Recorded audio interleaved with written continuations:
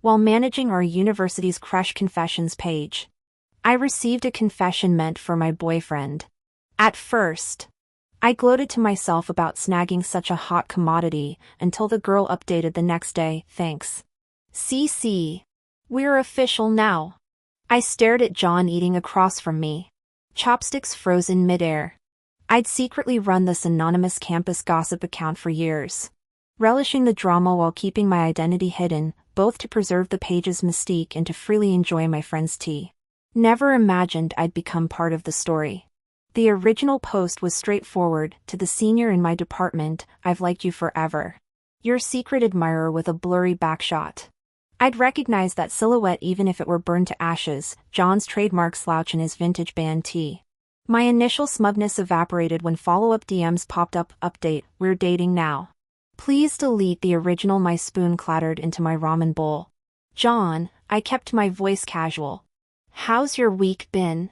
He blinked, mouth full. "Babe, we've been attached at the hip since Tuesday." Exactly. We'd been high school sweethearts turned college power couple, 6 years of shared passwords, instant location sharing, and plans for post-grad rings. The human equivalent of a golden retriever who cried when I stubbed my toe last week. Cheating? Impossible. I created a burner account to investigate. The girl accepted my follow request within minutes but stayed guarded. Unknown, John asked me to reach out. Normal people would have asked why. Her non-reaction pinged my spidey senses. Memories resurfaced: that perky photography club freshman who'd modeled for John's project last year. The random rubber duck keychain he'd added to his backpack around the same time. After our date, I combed through 2 years of photography club posts. Deep in the tagged photos, I found her, Emily, all dimpled smiles beside John's camera. Her Finsta revealed matching duck charms and cozy study dates with Kevin, John's lab partner and our mutual friend. My stomach dropped. The duck keychain on John's bag quacked mockingly from his desk. We shared our class schedules and always picked mutual free slots to meet. That day, I sneaked into one of John's less important electives. Wearing a mask and hat, I sat in the back corner of the lecture hall early. As students trickled in near class time, I scanned every face but never saw John enter. At first, I hoped he'd skipped class. 10 minutes into the session, the professor pulled out the roster. My blood froze. John's name wasn't called. I swear I didn't miss a single name. What started as casual curiosity now made me feel like an outsider watching my own tragedy unfold. My heart sank inch by inch. This was real. 5 years together. Thousands of nights I'd believed in our love. All those times I'd laughingly planned our future while he'd been mentally packing his bags. Hot tears spilled as I pressed my face into my sleeves. Stifling sobs in the quiet classroom. "Hey, you okay?" I jerked up to see Kevin offering tissues. The boyfriend of that girl. He didn't recognize me as John's girlfriend. Just politely handed me the packet before resuming notes. "Actually," I sniffled, "could I follow you on Instagram? For study groups." He hesitated, fingers pausing over his phone. Just as I expected rejection, he smiled. "Sure." The bastard looked like some sensitive artist type with his delicate features. What a joke she ditched this porcelain doll boyfriend to fight over a loser like John. After class, we agreed to save seats for each other next time. Scrolling his Instagram showed 3-day feed limits. Blank bios, no trace of romance. Wandering campus. Memories of John flooded me. Had every laugh been fake? Every promise hollow? Did I stop mattering the moment he saw her? Tears blurred the quad lights. I ducked into a secluded path toward the artificial lake's far edge. That's when I saw them, 2 figures holding hands on a bench. The girl's laughter ringing clear. I turned to leave when John's voice stopped me cold. "Your hands are so soft." The girl blocked my view, but I'd know that voice anywhere. 5 years of nightly calls. Then I saw his hand, the same one that used to brush my hair, tucking strands behind her ear. They kissed. Every cell screamed to slap them. Scream myself hoarse. But know that'd be letting them off easy. Some fleeting embarrassment couldn't compare to my agony. They'd keep fucking guilt-free while I bled out. So I swallowed the fire. Let them think they're clever. Let them keep stealing moments. Because now I'll play the perfect girlfriend, clinging to John until their stolen paradise rots. They'll learn real pain when their dirty little secret festers in the dark. I'll make sure of it. Then you get your boyfriend. Every single one of your boyfriends. John Wilson.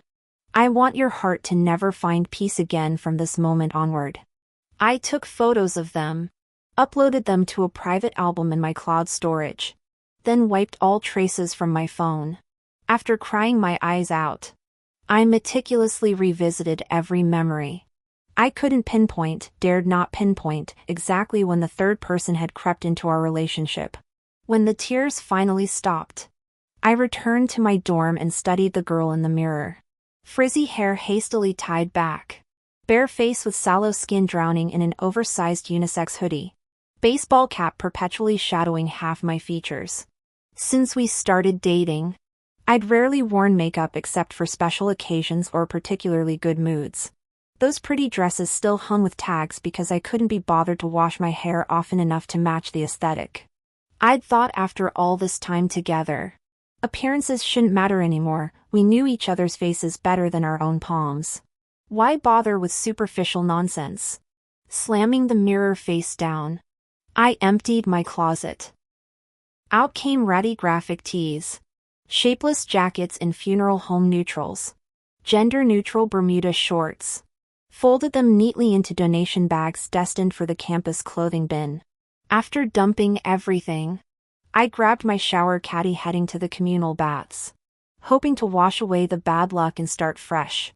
That's where I saw her again. Northern-style public bathhouses mean dozens of shower heads and zero privacy beneath the steam. Through the haze, I watched her across the aisle lathering shampoo, slender limbs, flat stomach blooming into hourglass curves. Glancing down at my own soft midsection, bitterness rose like bile. For one pathetic second, I wondered if girls like me deserved getting dumped. Then she turned to scrub her back.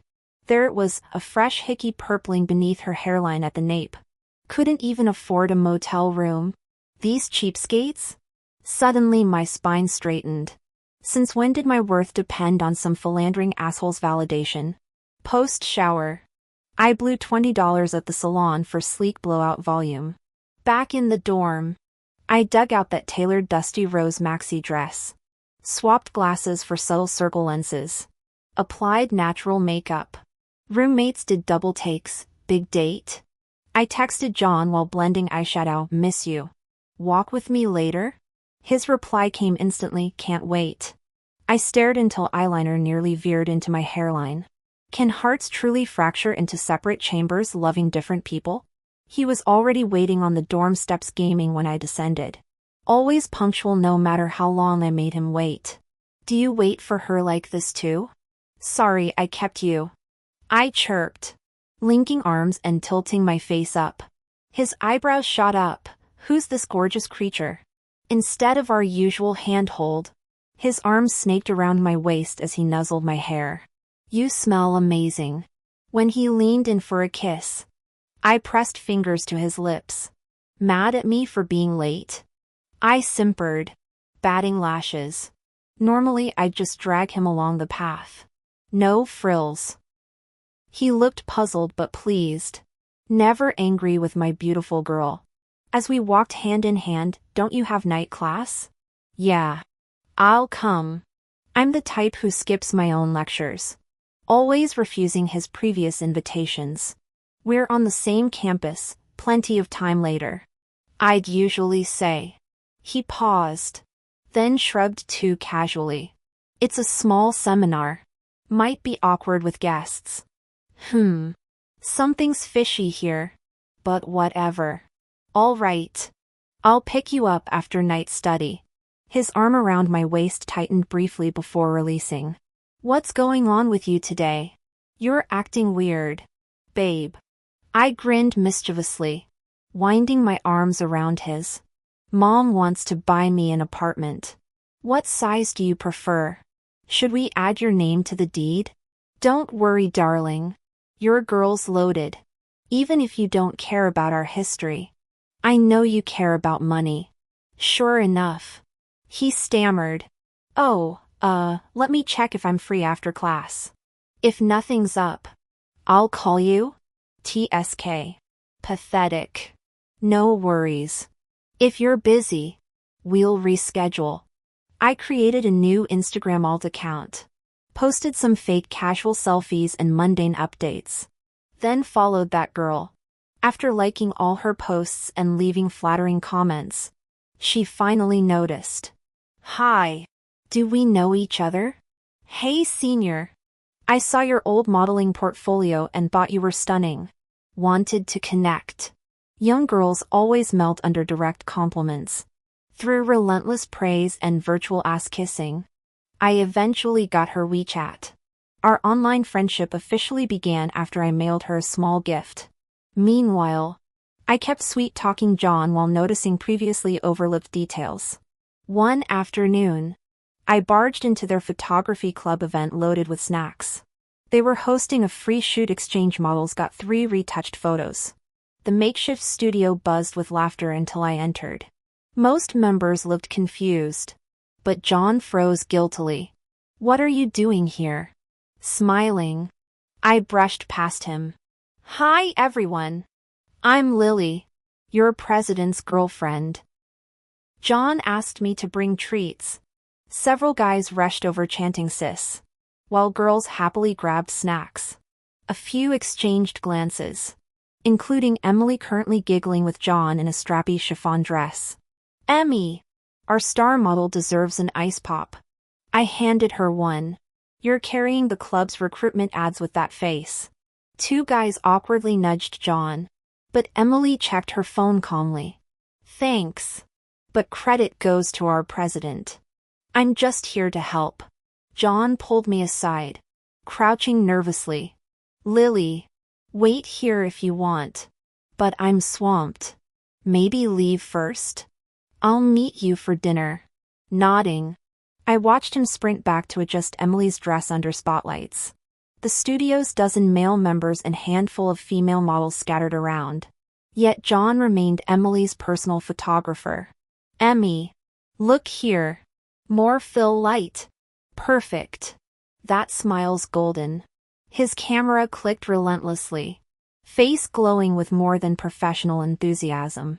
I'd come armed for confrontation, ready to play the triumphant victor. Yet here I sat, watching this angelic girl shimmer under studio lights while John gazed at her through his lens with unmistakable adoration. The reflector board's glare burned my eyes, or maybe it was something else. He wasn't looking at the artwork, he was looking at her. Though they barely exchanged words or touched. A bitter taste flooded my mouth until I couldn't speak. My nails digging into my palms until the pain numbed. Because the person once framed by that camera lens was me. The one who'd been bathed in that gaze countless times was me. Only me. Having been loved, I recognized exactly how he looked when loving someone else. I inhaled sharply and stood to excuse myself. Just then, a second person walked in, Kevin Brown, Emily Davis' boyfriend. Their eyes met briefly with a nod before he settled into a corner beside me. I sank back down, offering a faint smile. What a coincidence. He blinked, studying me before grinning. Oh, it's you. Small world. As the event space crowded, we scooted our stools deeper into the clutter of backdrop props near the wall. He sprawled casually, scrolling through paragliding photos on his phone. Into paragliding? I asked, startling him into a full-body jerk. I laughed, patting his shoulder. You okay? He chuckled awkwardly. Yeah. You? I prefer kite flying. His eyes crinkled as he pushed hair from his forehead. Close enough, both sky stuff. I pulled a melting popsicle from my bag and handed it over. For the group. Take one. After polite refusal, he finally accepted it. Long fingers brushing mine. His collarbones jutted sharply under a plain tee. All lean angles beneath summer heat. Cream dripped down the treat onto his hand. He glanced around helplessly until I passed him a tissue. The popsicle melted faster than he could lick. Frantic bites alternating with messy wipes to save his jeans. Hold still. I leaned in as he froze. My floral perfume drifting between us. A stubborn droplet clung to his jaw, sliding toward his throat. Tilting my head, I dabbed it away with the tissue, lingering just enough to watch pink bloom across his translucent skin. There. I tossed the crumpled paper away blandly. There's a paragliding spot in the suburbs. He stammered, still flushed. Really? Across the room, Emily now wore a sailor uniform, blindingly youthful amid giggling students. When I didn't respond, he hunched over his phone. Staff kept yanking heavy backdrops from flimsy stands nearby. One violent tug later, the entire structure wobbled, then collapsed toward me in an avalanche of fabric and clothing racks. Look out! Darkness swallowed us as weight pressed down. A warm body shielded me, his arms straining to hold up the suffocating layers. Groping for an exit, I only found tangled cloth until his voice came strained beneath me. You okay? We were both trapped. His thin frame trembling but holding. My fingers brushed his wrist in the blackness. Yeah. You? Outside, chaos erupted as people shouted. His shallow breaths warmed my neck. Think so. Then, light. The mess was hauled off, revealing us sprawled awkwardly. He rolled away, scarlet-cheeked, while I sat up smoothing my hair. Someone snapped a photo of the disaster. Emily's laugh pierced the room. I stood, brushing dust from my clothes. His gaze flickered up, lingering on my smudged lipstick before darting away. The popsicle stick lay crushed under a fallen backdrop. Sticky and forgotten. He held on for a while before collapsing with labored breathing. My fingers brushed his sweat-drenched hair. Stop struggling. Crawl out and we'll call for help. Outside, the chaotic clamor of the stage crew drowned our voices. John remained silent, arms trembling as he rasped. Crawl. I'll hold. Blind in the darkness, I scrambled forward only to accidentally shove his weakening arm. His full weight crashed onto me, drawing a pained gasp. His embarrassed apology warmed my ear, making me shiver. Help! Someone! I yelled. Would you mind being seen like this? His question made me turn instinctively. My lips brushed something soft, perhaps his cheek, perhaps his mouth. Beneath the velvet drape, our synchronized sharp inhales echoed. Rescuers arrived as sunlight flooded in. John yanked me up, his grip bruising my wrist. What were you doing with Kevin? Embarrassing me in front of my club members? I straightened my clothes, eyeing Emily. Thank Kevin. With your work ethic, I might have died here. John's fleeting guilt twisted into familiar displeasure. Grabbing my dust-covered bag, I left him fuming. Outside, Kevin sat expressionless with his phone. My text glowed on his screen. Weekend gliding? He declined. Girlfriend's birthday. Thursday's calendar notification blinked. Emily's birthday in 2 days. John remained oblivious. Friday massage? I proposed during our sunset walk. At the crosswalk, he pressed a ribbon box into my palm, the discontinued lipstick I'd obsessed over. Had friends track it through 3 countries. Twilight gilded his profile as he smiled. I'd loved this man since he was the gangly basketball captain with acne scars. Loudly proclaiming to my friends, I'll marry John. Real men don't cry. After getting into the same university, I personally handled all John's clothes. Pants, glasses, even backpacks and socks. Watching him gradually improve filled me with immense pride. I'd tell everyone this is my boyfriend. John, do you mind that I never wear makeup? The traffic light turned green. Instead of answering, he tugged me forward. Why overthink when it's green? He muttered. At the spa's gender-separated baths, we later lay in massage rooms with different technicians. Put a mask on him, I suggested. His skin's rough from late nights. I watched the esthetician slather seaweed-like paste over his face, leaving only nostrils exposed. Soothing music and floral scents filled the air as skilled hands kneaded our muscles. Within 15 minutes, soft snores came from his table. I ripped off my mask and grabbed his phone. He'd secretly set a passcode, but fingerprint access still worked when I pressed his limp finger. WeChat showed pristine chats. Texts completely deleted. For birthday gifts. I checked his Amazon, no suspicious purchases, though the homepage recommended feminine products. His snoring grew fainter as I nervously opened PayPal. There it was, a transaction that made my blood boil. Last month's 12th, a condom purchase. We hadn't been intimate for months.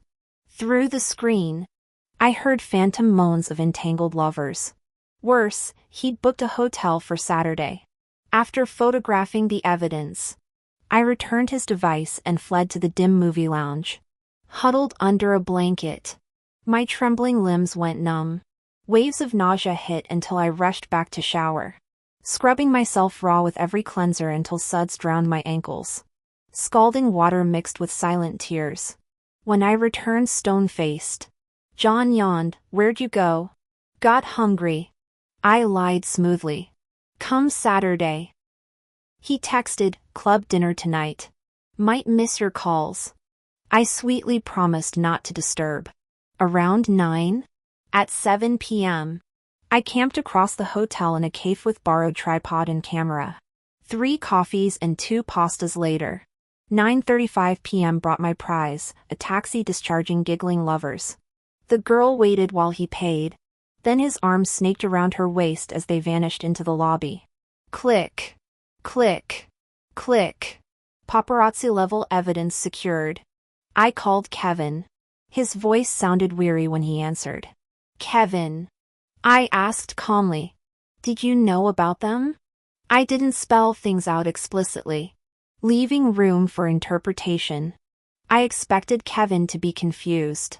But instead, he asked, "How did you find out? When did you know?" His questions hit me like a shockwave, nearly cracking my composure. "I've known for a while," I said. "I wanted to see you." The line went silent for 2 beats before he muttered, "Okay. Don't hurt her. I'm on my way."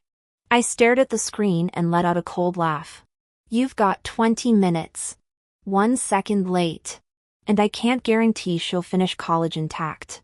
17 minutes and 58 seconds later, he rushed in, disheveled.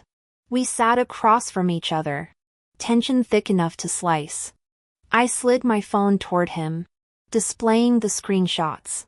John glanced at it once before flipping the phone face down. "What are you planning?" "To send this video to her academic advisor, classmates, John's family, advisor, everyone. Let the whole world see their little scandal." Kevin's brow furrowed as he slumped forward, hands clenched. "You can't." I smirked. "Can't? Since when do you call the shots?" His knuckles whitened against the table. "What do you want?" I gripped the steel fork and stabbed it into the napkin. "I want obedience." His face twisted like he'd been kicked. After a weighted pause, he whispered, "Fine." When the server came, I paid, watching his pale, fragile features flicker with something unreadable. "Why go this far for her?" He stared at his hands. No comment. "Whatever. Grab your stuff. Follow me." He trailed behind like a ghost as I booked a king suite at the hotel. The clerk eyed us, a stone-faced girl and a hollow-eyed boy, but handed over the keycard. Room 259. Plush carpets. Dim hallways. Oppressive silence. I paused outside, glancing at room 250 across the hall. John and Emily's room. The number had burned into my memory after scouring the floor plans. Inside, red drapes framed a lavish bed, the air thick with musk. "Lie down," I ordered. Kevin froze. Trembling. Ignoring him. I set up the camera. Showered. Then emerged in a robe. Your turn. He shuffled into the bathroom. Emerging later with damp hair. Cheeks flushed like a Victorian bride. Face the wall, I said. And he complied. Stepping onto the balcony. I dialed 911. I suspect illegal activity in room 250. Send someone. The city lights blurred below. A hazy dreamscape. When I returned, Kevin lay curled at the edge of the bed, pretending sleep. In the shadows, I settled before the camera, waiting. I held my breath, listening intently to the commotion in the hallway. The clock ticked relentlessly. My eyes burned with fatigue, yet adrenaline surged through my veins, making me fidget uncontrollably. Sweat pooled in my palms as the thunderous pulse in my chest threatened to burst through my ribs.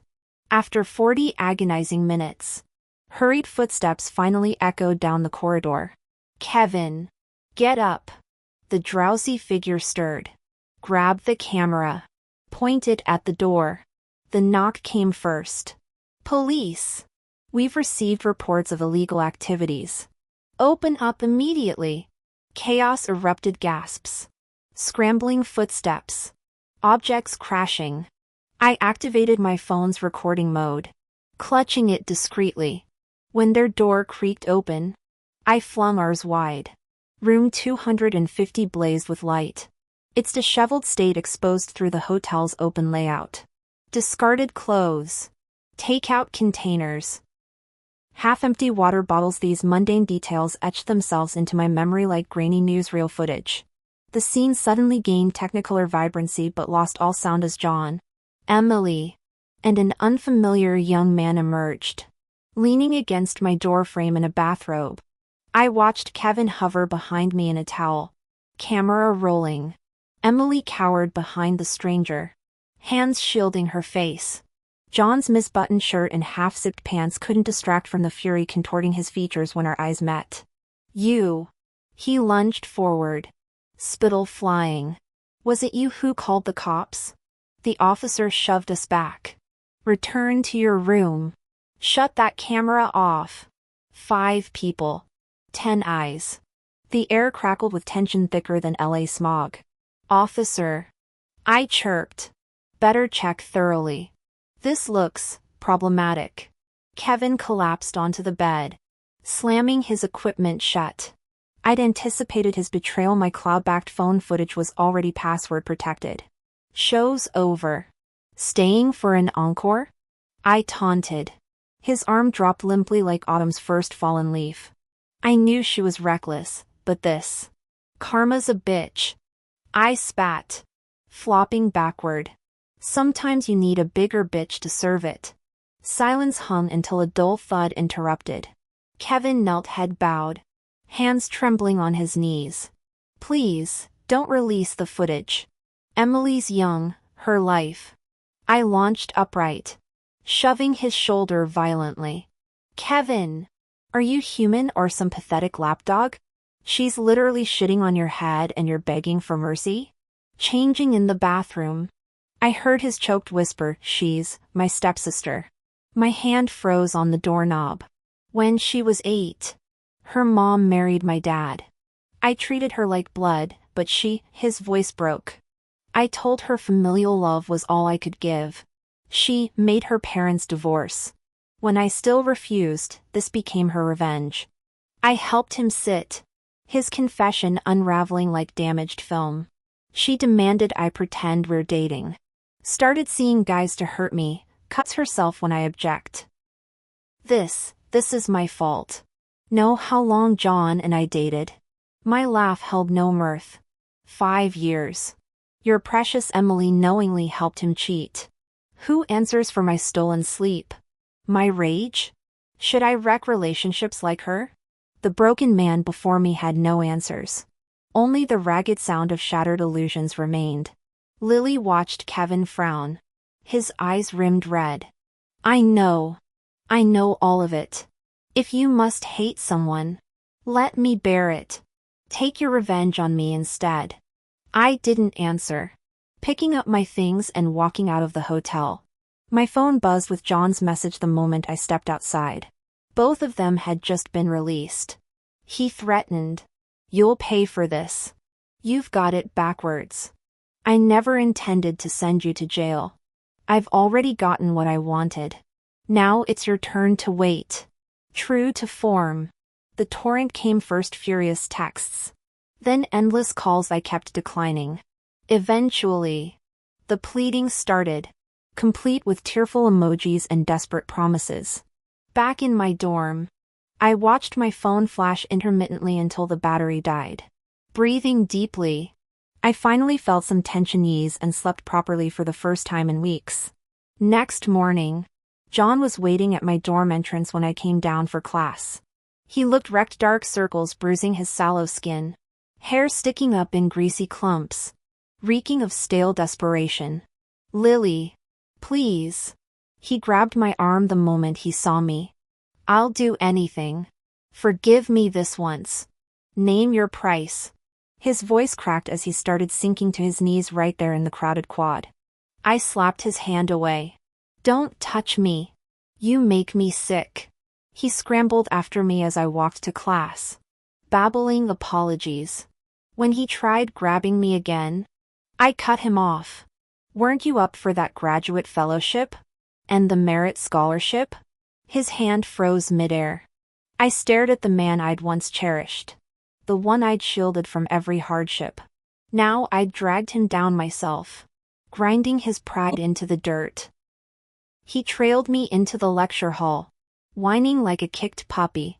"You brought this on yourself," I said without turning. "It was all her," he blurted. "Emily kept coming on to me." I tried saying no, but I snorted. "Blaming the woman? How original." John's mouth snapped shut.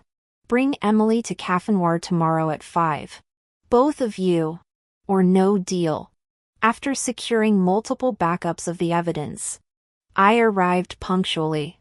Through the cave window, I saw them arguing bitterly. The moment I entered, silence fell. "Start talking. How long has this been going on?" The two exchanged panicked looks, elbows jabbing at each other under the table. I leaned back, casually mentioning, "Emily's mother works at First National Bank. Doesn't she?" "Anna White. Teller position?" Emily palmed. "I'll talk. We started last fall. It's my fault. All my." I played John's recording. His voice filled the quiet space. "She's been with half the campus. I just got careless." Emily's face twisted with rage as John slammed the table. "You recorded me? What kind of psycho does that?" "We were dating." Smiling, I pocketed my phone. "Funny. I trusted you completely. Look where that got us." He slumped back into his seat, breathing heavily as he turned his face toward the window. "Besides," he sneered, "what gives you the right to yell at me?" My fingers tightened around the phone. "I suggest you both reconsider your situation before provoking me further." Emily immediately dropped her haughty demeanor, voice trembling with false sweetness. "Lily, I swear I've learned my lesson. I'll never contact John again. I'll disappear completely, just please accept my apology." "Apology?" I laughed coldly. "What use do I have for your empty words? Keep your trash, man. He's all yours now." My knuckles whitened under the table, pulse roaring in my ears as I maintained eye contact with her flushed, tear-streaked face, the once vibrant campus sweetheart now reduced to this haggard mess. John's chair screeched as he suddenly stood, his tone shifting from pleading to menacing. "Lily, how much longer will you drag this out? I've groveled enough. Don't forget, I've got dirt on you too." My smile sharpened. "Oh really?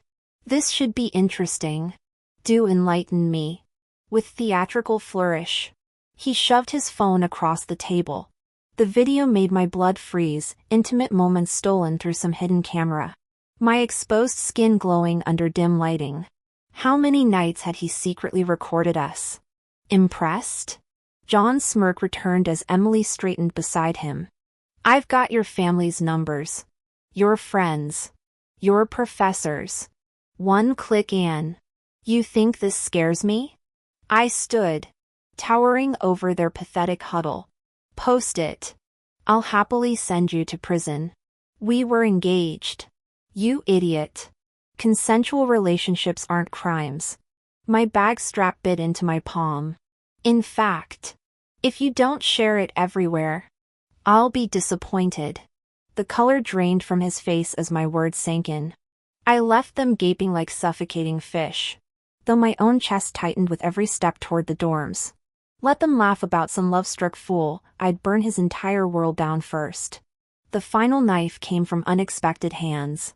That night, I found Emily hunched under a street lamp like a haunted shadow. I took these, for protection, she whispered, thrusting her phone at me.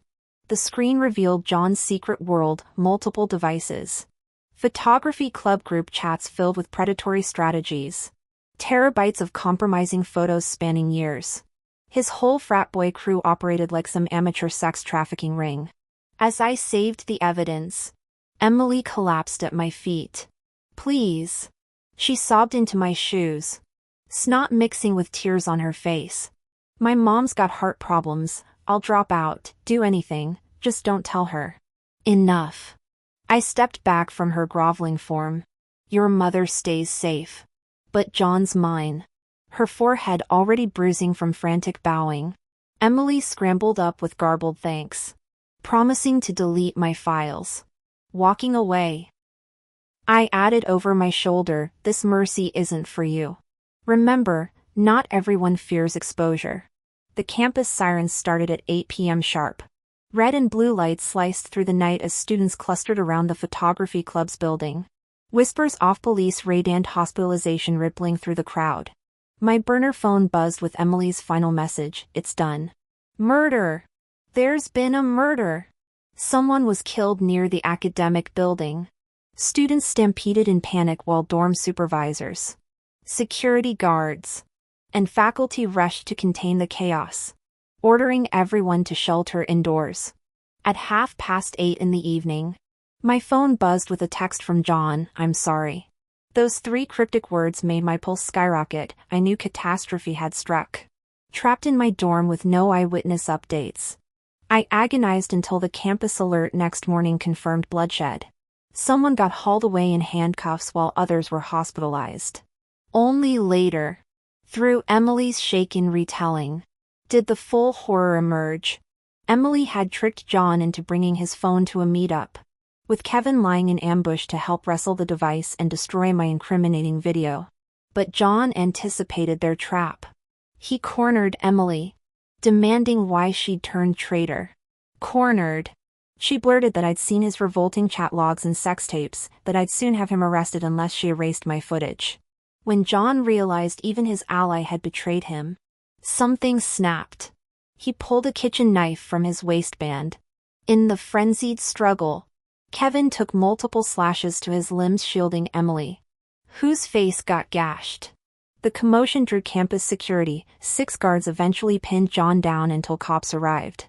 Paramedics took Emily and Kevin to the ER while John texted that final apology from the squad car. Expulsion. Felony charges. Years behind bars. Though parole came early for good behavior. When I visited the hospital, Emily's chin bore a centipede-shaped scab as she spoon-fed Kevin oatmeal. Lily! You came. She beamed. Kevin grinned through his bandages. We talked about everything except the elephant in the room. She's changed, Kevin murmured later as Emily fetched wash basins. Finally acting like she's got a conscience. Apologized. Even. Her mom's remarrying my dad. I nodded. That's good. His gaze drifted to autumn leaves outside.